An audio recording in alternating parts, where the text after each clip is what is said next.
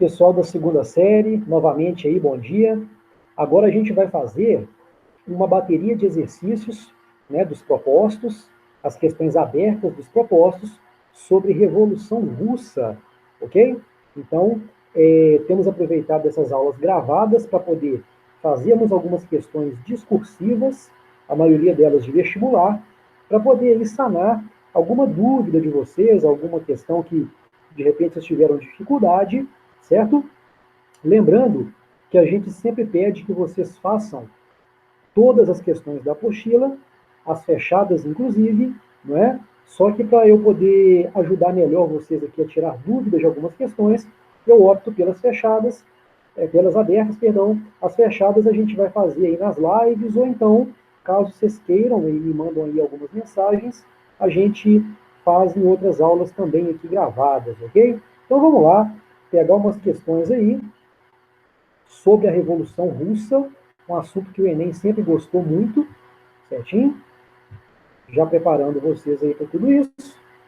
Então, galera, eu vou deixar essa tela aqui para vocês poderem ver quais questões que a gente vai fazer. Então, repara aí, nós estamos na página 36 da apostila de vocês, Revolução Russa, e nós vamos fazer as seguintes questões, lá da parte de exercícios propostos. A 5, a 11, a 13, a 14 e a 15. Beleza? Então vamos lá, galera. Questão número 5. Então, a apostila em mãos aí, para a gente poder acompanhar a leitura e o raciocínio. Vejam bem. Tem aí uma charge, na questão número 5, uma questão da PUC do Rio, onde Lenin está varrendo o mapa da Rússia, né, de um monte de inimigos, burgueses, igreja, nobreza, estão vendo aí? E a questão coloca assim, ó, a Revolução foi um dos mais importantes eventos do século XX, e os historiadores apresentaram, ao longo do tempo, diversas interpretações sobre os acontecimentos iniciados em 1917.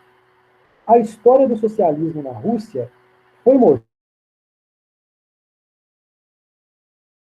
por uma série de externos que levaram o país a um determinado modelo de socialismo. Maravilha de afirmação, né, galera? Então, continuando aí. A charge mostra Lenin, líder do grupo bolchevique, varrendo do planeta Terra aqueles que seriam os adversários do socialismo, considerando a imagem. Então, vocês estão vendo a imagem aí. E o detalhe é que no planeta aí, né, ele está em cima do mapa da Rússia. Então, vamos lá. Letra A, galera.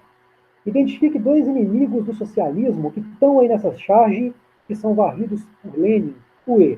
Vocês podem dizer a Igreja Católica, não é? Na verdade, tanto a questão católica, mas a questão ortodoxa na Rússia era muito forte.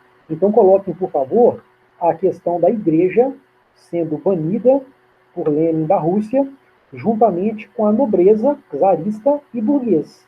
Ok? Então, vocês tinham que citar dois inimigos, vocês poderiam optar aí entre igreja, burgueses e nobreza, sendo varridos aí por Lenin. Ok? Letra B. Explique uma consequência da vitória dos socialistas para a sociedade russa.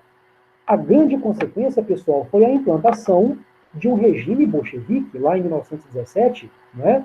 A criação da União Soviética, né? A criação mais tarde por Stalin dos planos quinquenais. Então, vamos focar para uma resposta mais bacana, fala a respeito da União Soviética, que foi uma consequência da vitória socialista na Revolução de 17, ok? A criação de um conjunto de países que faziam parte de uma política socialista. Então, vale a pena vocês pesquisarem, fazerem um textinho bacana para a letra B, falando a respeito da formação da União Soviética como uma consequência da vitória bolchevique na Revolução Russa de 1917. Moçada, pega o número 11 da página 38, por favor, tá? Todas as outras questões que a gente vai fazer agora se localizam na página 38. Então, pega a 11, por favor, uma questão muito bacana da FUVEST, que começa com um texto. ok? Com um poema, na verdade, que coloca assim, ó: come ananás, mastiga perdiz, teu dia está prestes, burguês. Né? Então tem uma afirmação e tem outras embaixo assim, ó: cidadão fiscal de rendas, desculpe a liberdade, obrigado, não se incomode, estou à vontade. A matéria que me traz é algo extraordinário. O lugar do poeta da sociedade proletária. Ao lado dos donos de terras e de vendas, estou também citado por débitos fiscais. Você me exige 500 rúbios por 6 meses e mais. Cidadão fiscal de rendas, eu encerro. Pago os 5 e risco todos os zeros. Tudo o que eu quero é um palmo de terra ao lado dos mais pobres camponeses e obreiros. Porém, se vocês pensam que se trata apenas de copiar palavras a esmo, eis aqui, camaradas, minha pena. Podem escrever vocês mesmos. Então aí nós temos 2 trechos de Mayakovsky, não é? Um grande poeta bolchevique. Bom, então, pessoal, essa questão tem 2 alternativas aí para a gente responder. Tem a letra A, para a gente fazer, e a B. Então vamos lá, letra A. Indique 2 características da produção cultural na Rússia nos anos posteriores à Revolução de 17. Gente, a primeira grande característica da cultura russa depois da Revolução de 17 é que o Estado direcionou essa cultura. Então, por favor, na resposta, seria interessante vocês falarem o domínio do Estado sobre as artes, sobre a cultura. Inclusive, aqueles que questionavam, que eram mais críticos do regime socialista, eram até exterminados. Né? Então, domínio do Estado sobre a cultura e uma cultura muito politizada. Né? Os artistas russos compraram, durante um bom tempo, essa ideia da revolução, da alternativa ao capitalismo. Então, direcionamento do Estado e politização da cultura. Seriam 2 marcas importantes aí para a gente.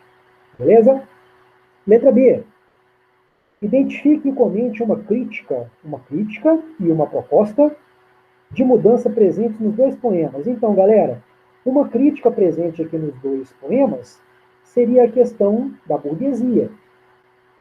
Né? O primeiro texto está falando da alimentação do burguês, que é muito boa. O segundo, que o burguês cobra dinheiro alto de todo mundo, por aluguel, por exemplo, por aquilo que ele vende no mercado. Então, a crítica à burguesia é apresentada nos 2 textos. Né? Outra crítica apresentada nos 2 textos é a questão da pobreza, da desigualdade social. Porque enquanto eu coloco que o burguês se alimenta muito bem, eu penso que o pobre se alimentava muito mal. E enquanto no segundo texto eu penso que o burguês está cobrando caro por tudo, eu penso que o pobre russo não tinha dinheiro para pagar. Certo? Então, a desigualdade social também está presente. E pediu uma crítica e pediu uma proposta de mudanças nos 2 poemas. Bom, no primeiro poema, nós temos muito, o segundo também, mas embora mais do primeiro, a ameaça da guerra, da revolução, da morte. Pensa bem, né? Os dias do burguês estão contados, estão prestes a acabar. Então, a ameaça de revolução, a luta armada está colocada aí, certo?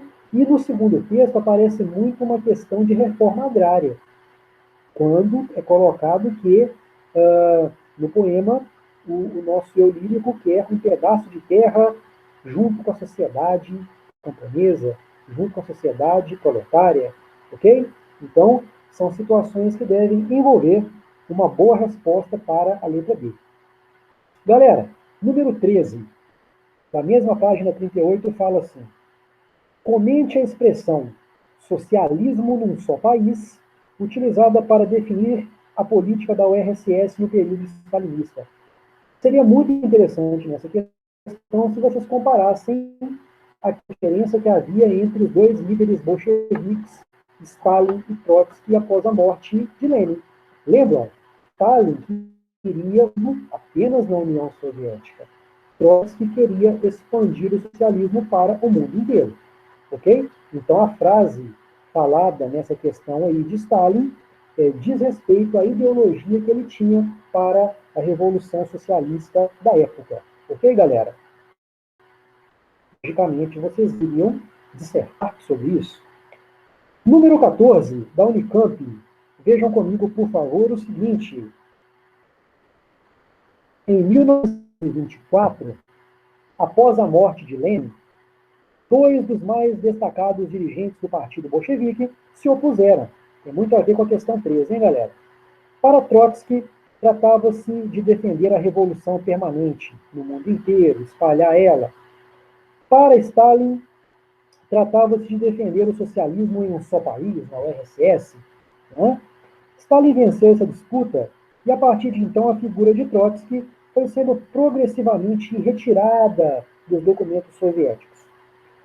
E, inclusive, Trotsky foi colocado como traidor, né, pessoal? Da Rússia, foi perseguido por Stalin e assassinado depois, enfim, né?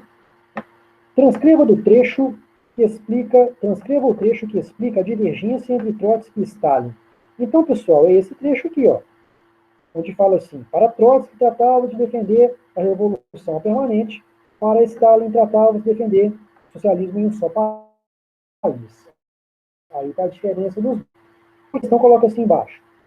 Explique por que o stalinismo precisou varrer a imagem de Trotsky da União Soviética, da história soviética. Exatamente, pessoal, por ser uma ideia divergente, e normalmente as ditaduras não aceitam divergências. Né? Toda ditadura, ela luta por ser plena, total, incontestável. Na União Soviética de Stalin não foi diferente. Né? Inclusive, aqueles que pensavam como Trotsky foram também eliminados. Certinho? Então, dá a entender essa ideia de ditadura forte, certinho? Para você ter todo o povo no mesmo propósito, na mesma ideologia.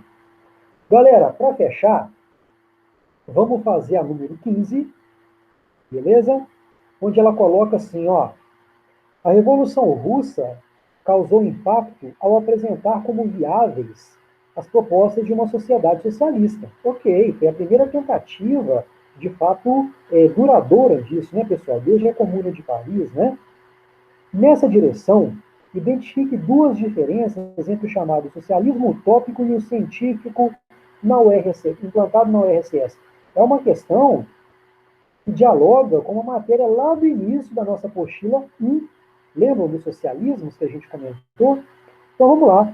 Pede duas diferenças entre o socialismo utópico e o socialismo científico. Fácil demais, muito tranquilo.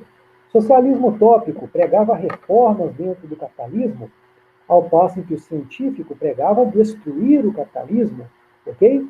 Socialismo utópico foi feito por burgueses, tinha um caráter conservador, Robert Owen, Charles Fourier, enquanto o socialismo científico foi feito por Karl Marx, um grande cientista social, não é? Que pregava uma revolução dos trabalhadores. Então, tem um viés radical, o uso da violência, certinho?